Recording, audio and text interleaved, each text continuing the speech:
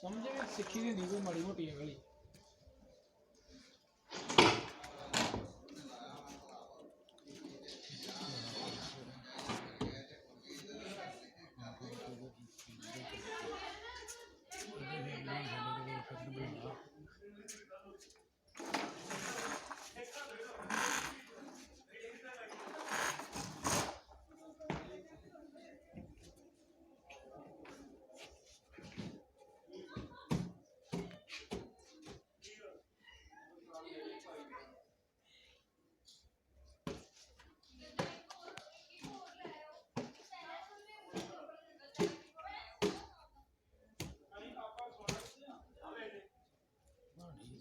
मैं पूरी 2 मिनट में कर ही ली।